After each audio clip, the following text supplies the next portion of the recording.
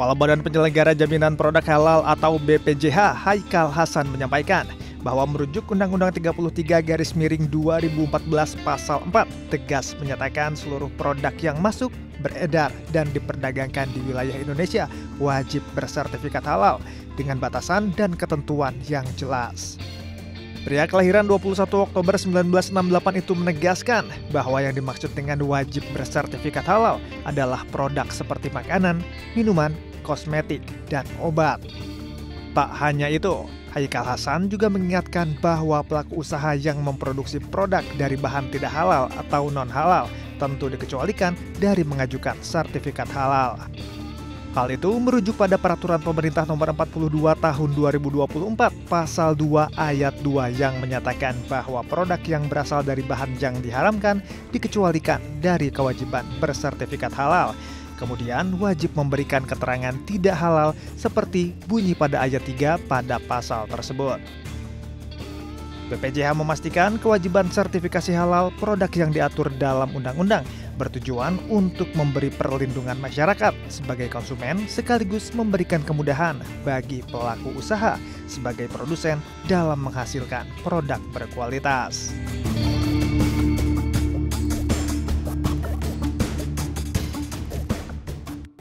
Ya, kembali lagi di One on One, masih bersama dengan Babe Haikal. Babe, tadi kita ngomongin soal sanksi nih. Sanksi. Oh, sanksi. Emang ini peradilan ya? Pengadilan. Kalau banyak ke pengadilan saya. Soal sanksi. Tapi sebelumnya pasti kan ada pendataan nih dari pihak-pihak terkait, dari masing-masing pengawas di masing-masing daerah untuk mendata siapa saja nih pelaku-pelaku usaha yang mungkin belum bersertifikasi halal. Ya. Itu gimana? Jadi gini, poin 2 nih berarti sosialisasi. Oke. Mulai dilantik kemarin, saya terus melakukan sosialisasi. Saya sampai sesuatu yang jarang saya lakukan, nge-mall. Ya, orang makan di mall kan, jarang banget saya. Sekarang saya lihat tuh di semua mall tuh saya datang lihat, oh ada, begitu nggak ada, saya duduk di situ. Babe ya? Iya, itu sosialisasi. Belum diurus ya, saya bilang gitu doang. Belum Babe, ribet. Ribet gimana? Yuk buka handphonenya, masuk ke sihalal.go.id. Nama, alamat, NIB, bentuk usaha, ikutin aja. Tuh, klik submit, terima sama kita. Kita terima. Lalu kemudian kita lihat, kita kunjungin. Udah selesai, saya bilang dapat. Susahnya di mana? Itu sosialisasi. Kita keliling semua itu dan nanti akan ada banyak. Jadi namanya sosialisasi. Door to door. Caranya kayak gitu ya supaya masyarakat ya melindungi segenap bangsa dan seluruh tumpah darah gitu kan. Berarti sertifikasi cukup dilakukan secara online, Bang? Nantinya akan online, nantinya. I don't know, sekarang saya lagi buat. Mix dulu ya. Nah, itu udah poin yang ketiga, digitalisasi. Jadi pertama kita lakukan kolaborasi, kedua sosialisasi, ketiga digitalisasi. Nantinya, tapi saya belum cerita soal itu karena sekarang ini harus kita pastikan dulu dapurnya juga pengawasannya itu dari situ. Nah, terus gimana tadi soal sanksi? Gini, setelah kita lakukan sosialisasi, nanti kita umumkan lagi. Kenapa? Apa yang ini saya supaya nggak salah ada peraturan terbaru nih ya. Saya bacakan supaya dengan kan, undang-undang. Gali kan suka melintir. Kata siapa? Biasanya beritanya. Kalau saya suka mie ayam, pangsit juga, nasi uduk juga. Saya bacain ya, pasal 170 ya. Pelanggaran terhadap penyelenggaraan JPH, itu jaminan produk halal, dikenakan sanksi administratif. Sanksi administratif sebagaimana dimaksud pada pasal 1 di ayat 1 di atas dikenakan terhadap pelaku usaha berupa peringatan tertulis. Kita akan terbitin ya sesuai dengan peraturan perundangan bla bla bla bla bla. Kemudian denda administratif, kemudian pencabutan sertifikat halal kalau dia sudah halal dan kemudian ya penarikan barang dari peredaran apabila semua ini masih dilanggar. Ya berarti ya kita bekerjasama dengan instansi terkait ya. Itu bukan ranah kita ya. Ranah kita tuh sertifikasi halal gitu. Kita akan ceritakan, laporkan kepada yang berwenang. Itu terjadi indikasi dong. Masa cuman nyantumin label halal aja nggak mau. Kalau umpamanya keberatan kita, apalagi usaha mikro ke bawah ya, dibebasin kok dari biaya. Kalau seandainya ribet ngurusnya, kita urusin kurang apa coba? Jadi artinya gimana nih pelaku usaha untuk sertifikasi halal? Apakah harus mendatangi kantor badan atau gimana? Mau datang boleh, mau online boleh, mau self declare kalau ternyata dia memenuhi syarat self declare boleh. Kita opsi-opsi itu sangat terbuka. Jangan dibikin ribet tadi kan? Jangan dibikin mahal juga, murah lah. Sekarang gini, ada satu usaha namanya PT titik-titik lah gitu ya. Dia punya subnya itu ada consumer goods, ada sembako lah dia punya, bahkan ice cream, bahkan semua. Pantes nggak itu satu produk cuman let's say kamu bilang berapa tadi 5 juta misalnya. 5 juta seumur hidup, pantes nggak? Tapi kan ada pembaruan deh. Itu nah itu yang sedang kami inginkan. Sebab pemasukan buat negara biar fair dong. Kalau istilah Betawi, lu udah berapa triliun dapat? Masa cuma 5 juta seumur hidup? Gila aja gitu kan. Ini nggak akan ada pembaruan dan harus bayar lagi deh? Harus. Akan saya lakukan itu. Ini bukan ancaman, tapi seumur hidup dong, Be? Nggak seumur hidup. Setahun? Kan ada setahun, 2 tahun, 3 tahun, kita hitung dulu dong. Galuh tajam, dalam banget galuh. Nanti kita hitung, nanti kita bikin proporsional gitu loh. Yang gede ya harus bayar, bener gitu loh. Yang menengah ya ala kadarnya gitu. Yang kecil ya gratisin, ntar yang gede bisa subsidi silang gitu aja gitu, nggak usah ribet-ribet. Nah, sekarang lagi ya. Silakan Be. Pelaku usaha dengan adanya takut dengan sanksi yang selama ini sudah beredar juga kan, karena akan ada sanksi nih kalau nggak sertifikasi halal. Nah ini takut dong kalau tiba-tiba disidak gitu sama badan pengawas. No, please. Galuh. Kita nggak sidak. Kita datang, kita melihat ternyata ada yang harus diluruskan. Ya kita persuasif, don't worry lah. Jadi akan ada pendekatan persuasif dulu ya? Oh of course, of course. Jadi nggak perlu takut nih. Nggak perlu dah, kemana usaha. Kalau umpamanya Anda bilang usaha kami tidak halal, ya silahkan boleh, please boleh beredar. Saya cuma minta cantumkan itu tidak halal, gitu aja, gitu loh. Ya cuman itu doang, sekecil segitu. Teman kalau ada yang berkata gini, nggak bisa, bagi kami itu halal. Bagi orang yang beragama lain tentunya misalnya. Ya nggak apa-apa. Anda mau cantumin tidak halal, mau cantumin apa? Mengandung babi. Ya boleh silahkan. Yang kita perlukan ini adalah melindungi segenap bangsa dan seluruh tanah tumpah darah. Itu tugas kita itu gitu loh. Tolonglah, lihatlah dalam big picture dalam bernegara gitu loh. Mungkin bisa di breakdown lebih detail lagi nih Babe. Apa aja sih manfaat dari sertifikasi halal atau urgensinya kenapa sih para produk harus bersertifikasi halal?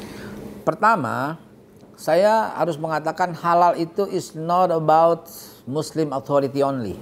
Ya, itu karena selama ini halal itu berkaitan dengan syariat Islam. No. Halal itu gaya hidup. Halal itu way of life. Halal itu lifestyle. Lihat dong, coba wake up, Galuh, wake up kamu lihat di dunia sekarang. Amerika produknya tuh halal banyak banget, padahal sedikit komunitas muslimnya. China, tahu China tuh nomor 3 masuk ke sini, semua barang-barangnya dengan halal. Dengan kita bekerja sama dengan LHLN ya, namanya Lembaga Halal Luar Negeri. Semua tuh udah ke situ, dan halal itu adalah konsep green. Green is not about color ya, green is mean back to nature. Green itu more fresh, green itu more clean, green itu ya kebutuhan saat ini, itu udah trennya. Saya pernah di Australia dulu. Nah ini jangan kamu potong ini keren nih cerita nih ya. Tahun 1992, saat pertama kali saya ke Perth, ke Australia Barat, Western Australia. Waktu itu saya naik sebuah pesawat. Tahu begitu sampai saya duduk, saya bukan di bisnis, duduk biasa. Tiba-tiba pramugarinya datang ke saya dan hanya memberikan saya makanan. Ingat 92 tahun ini. Dan yang lain gak dikasih makan. What is your opinion? Gile, gue diracun. Prasangka jelek. Kenapa gue doang yang dikasih? Yang lain gak dikasih. Gue bukan bisnis. Baru kemudian itu pramugari membawa troli dan membagikan semua. Saya belum buka. Saya lihat kanan saya dekat jendela waktu itu. Saya lihat, oh dia buka. Gue buka juga. Beda. Dia juga bilang, beda di ngelirik gitu ya. Saya masih ragu. Begitu pramugarinya lewat, saya tanya, sorry, saya bilang, why you serve me first than the others? Kenapa kamu melayani saya pertama ke yang lain? Dia langsung berhenti, sorry, you are a special guy, special guest for us in this craft, di pesawat ini. Apa dia bilang? Because you are a Muslim. 92, dan saya satu-satunya Muslim di pesawat Qantas Airlines. Gue sebut deh tuh, gak apa-apa ya. Kamu kok kayak berkaca-kaca sedih ya? Oh enggak, saya terkagum-kagum. Yes, itu dia, itu kejadian yang saya alami. Saya bilang, wow, this is a special meat, this is halal meat, just only for you. And itu saya tanya, how do you know I'm a Muslim? I'm never declare about that. Dia bilang apaan? Because your name, sir, your name is Ahmad Haikal Hasan.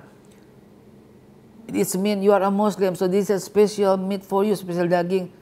Aduh, gila, so sweet banget, meleleh saya makan dengan santainya. And I'm a special. Tahun 92. Dunia udah seperti itu gitu loh. Kenapa kita nggak seperti itu gitu loh? Menghargai, menghormati. Pelabelan halal itu juga menghargai, menghormati. 87% Muslim, 89, maybe 90% di sini gitu loh. Di New Zealand itu ada halal meat. Come on, you're browsing dah, antri. Yang beli itu Muslim, non-Muslim, para boleh belinya itu. Kenapa? Mahal, 2 kali lipat dengan yang tanpa sertifikat. Kenapa? Di sini penyembelihannya ketahuan, pembagiannya kelihatan, clean sekali. Yang namanya, maaf ya, isi perut, usus, apa segala macam itu dibuang. Yang namanya kepala, kaki disingkirkan. Hanya daging tok yang dipotong. Dia itu yang disebut. Penyembelihannya bagus, semua bagus, nggak ada darah. Kan darah kan nggak bisa dimakan ya. Disembelih, dihabisin darahnya, itu loh. Dan itu yang akan kita awasi. Saya buka nih undang-undangnya. Supaya masyarakat tuh terjamin. Oh iya, jasa yang meliputi itu penyembelihan. Berarti RPH. Pengolahan, penyimpanan, pengemasan, pendistribusian, penjualan, dan atau penyajian. Jadi halal itu everybody need halal kalau menurut saya sekarang. You need halal? Yeah. I need halal too. Dari sisi kesehatan kan? Of course. Kan kalau ada kebersihan itu kelihatan kesehatannya. Sorry ya. Banyak beredar di TikTok, di Facebook, Twitter, Instagram. Pembuatan sosis yang hewannya tuh digelontorin. Masih hidup. Langsung digiling keluar jadi sosis. Bagaimana nih bisa bilang ini produk yang bisa dimakan, yang sehat? Ya, coba lihat, ambil dari mikroskop, apa yang terjadi? Di situ ada isi perutnya, ada kotorannya, ada kepalanya, ada hidungnya, ada matanya. Gue breakdown itu, jadi satu semua. Dalam halal tuh nggak boleh begitu, hanya daging yang boleh begitu. Jadi itulah halal, sehat, bersih, more health, more fresh, more clean, dan keterbukaan. That's halal way. Yes, halal style. Yang dibicarakan adalah sesuatu yang bisa dimakan. Yes, sekarang bagaimana dengan kosmetik atau mungkin fashion yang terbuat dari bahan-bahan yang mungkin tidak halal? Step by step kali ya Galuh ya. Hari ini kita makan minuman dulu ya. Makan minuman dulu ya. Tapi ngomong-ngomong nih, kemarin dari kebijakan yang ini, sertifikasi halal juga menimbulkan kontroversi, ada protes dari PHRI. Oh iya. Hotel, Iya. Mereka kan akan serve alkohol pasti. Yes, of course. Restoran juga bahan-bahan akan impor dan kita tahu apakah itu sertifikasi halal atau enggak. Jangan dijawab dulu ya, Be. Gue mau jawab lagi. Kita akan ketahui jawabannya setelah jeda yang satu ini. Tunggu sebentar. Kenapa? Kita mesti ke bawah. Kenapa? Karena saya mesti lihat pelayanan. Sebab banyak ya pelaku usaha yang datang yang sebab kalau kita di sini mulu saya nggak lihat pelayanan dong. Apalagi saya mesti berangkat. Berarti kita ke bawah ya, Be. Oke, dia bilang lihat. Apa yang slogan kita sekarang? Halal Indonesia untuk masyarakat dunia. Asik. Keren kan? Indonesia untuk masyarakat dunia. Langsung kita ke bawah. Of course. Yuk ke bawah dulu.